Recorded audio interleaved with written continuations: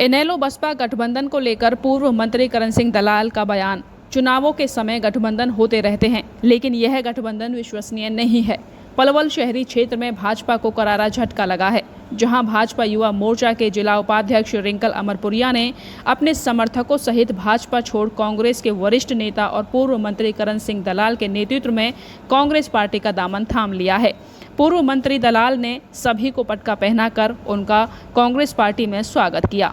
इस दौरान दलाल ने कहा कि भाजपा के 10 साल के शासनकाल में पलवल जिला विकास की दृष्टि से पिछड़ गया है।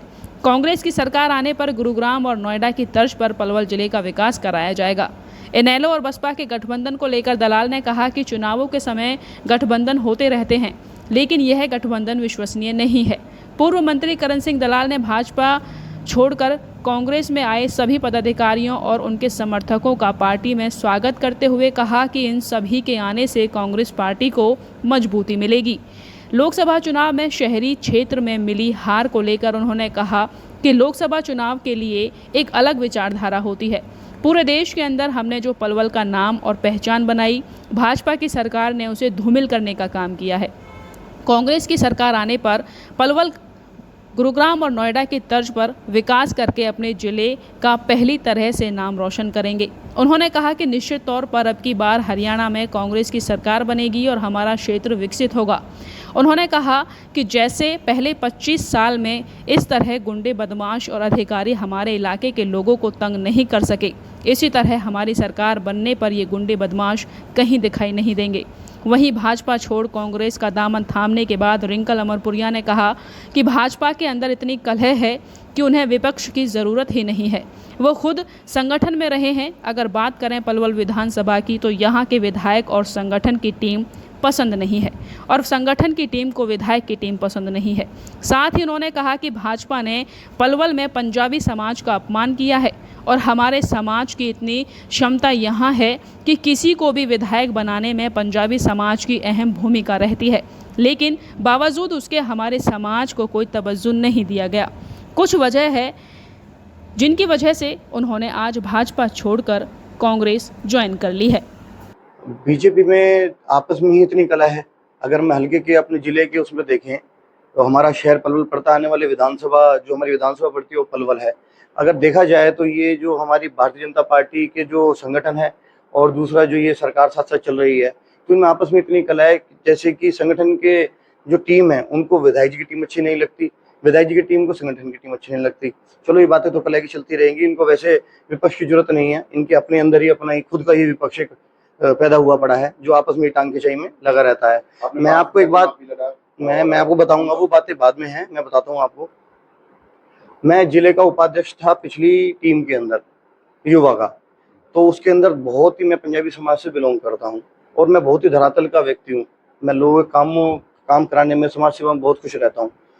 और जो हमारा जो समाज है उसकी इतनी अनदेखी करी भारतीय जनता पार्टी ने। भली देखा जाए तो इन्होंने शीर्ष लेवल पे तो हमारे समाज को बिठाया, उन्होंने खट्टर जी को सीएम बनाया, पर धरातल पे इन्होंने इतना आपस में इतना वो कर रहा है जिसकी कोई हद ही नहीं है। पिछली टीम के अंदर सिर्फ मैं ही एक अकेला, जबकि हमारे पलवल विधानसभा के अंदर हमारे समाज, पंजाबी समाज के इतने तादाद के अंदर वोट हैं जो कि वो एक किसी भी विधायक को चुनने में एक अलग से अपना रुतबा कह सकते हैं या जो भी भूमिका रखते हैं, अहम योगदान रहता है उनका। और उसको देख के भी इतना अनदेखा हुआ, सिर्फ मैं ही उसके अंदर एक वाइस प्रेसिडेंट था, उसके अलावा कोई नहीं। अभी मैं इस बात को भी बढ़ाऊंगा थोड़ी सी आगे। उसके बाद जो कार्यकारिणी नहीं बनी उसके अंदर हमारी समाज का एक भी व्यक्ति नहीं था। कितनी दुख की बात है, कितना अनदेखी करी गई इस समाज की। तो मैं बहुत ही इस चीज के अंदर मैंने दुख आपके सामने व्यक्त भी कर रहा हूँ और उनके से क्वेश्चन मार्क भी लगा रहा हूँ कि क्यों, क्या वजह रही जो इस समाज की इतनी अनदेखी हुई। कांग्रेस मान सम्मान मिलेगा आपके समाज को? कांग्रेस का जी मान सम्मान अब पिछले समय के अंदर अभी 10 साल से भारतीय जनता पार्टी की जो है सरकार आई है।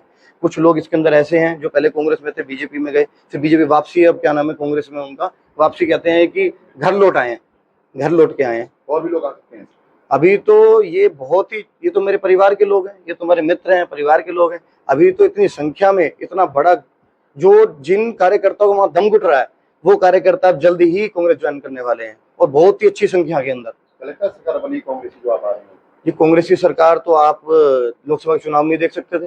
लोकसभा के चुनाव के अंदर 10 सीटों के अंदर 5 कांग्रेस के अंदर और 5 बीजेपी। हालांकि अभी तो एंटी इनकम्बेंसी बहुत है, क्योंकि उन्होंने लोगों के कार्य नहीं कराए, लोगों को परेशान ज्यादा किया, कार्यकर्ताओं को गलत दबा के रखा। अब आने वाले समय में कांग्रेस की सरकार बन रही है और हरियाणा के अंदर कांग्रेस सरकार आ रही है और भारी मतों से हमारे करण सिंह दलाल जी पलवल विधानसभा जीत रहे हैं। सबसे पहले तो मैं भाई रिंकल का और अश्विनी जी का और इनके तमाम जो साथी हैं आज जिन्होंने कांग्रेस ज्वाइन की है, मैं उनका हार्दिक अभिनंदन व स्वागत करती हूं। और कांग्रेस की सरकार बनने जा रही है, ये 100% सत्य बात है।